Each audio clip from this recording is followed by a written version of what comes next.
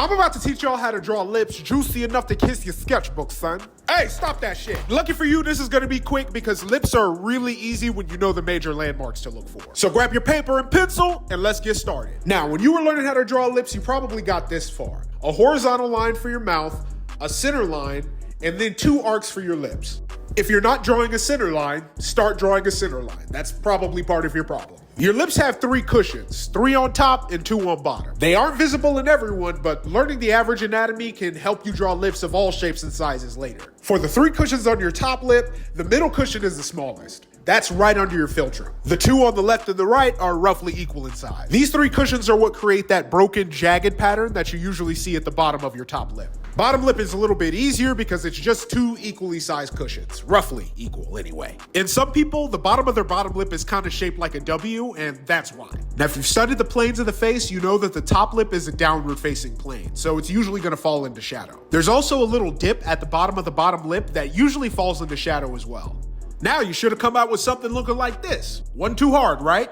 Now let's turn up the difficulty a little bit. Let's talk about how to draw lips from different angles. To do that correctly, we have to think about your teeth. That might sound wonky, but walk with me, I'll show you. Imagine viewing a skull from the side. Yes, this is my little attempt at drawing a skull from memory, okay? I know it doesn't look exactly like one, don't say shit. Some of you guys' problem is that you draw lips as if your teeth do this. In actuality, your teeth do this. There's a little mound that's created by what they call your dental arch.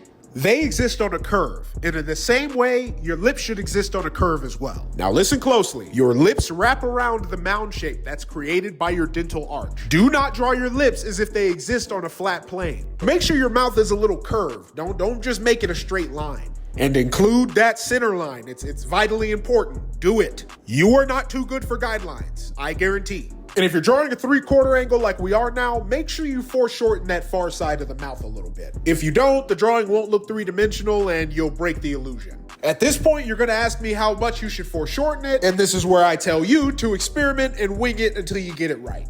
I wish there was an easier way, but I haven't found one yet. Oh well. Practice. Here's where you learn to apply the anatomy that we learned at the start of the video.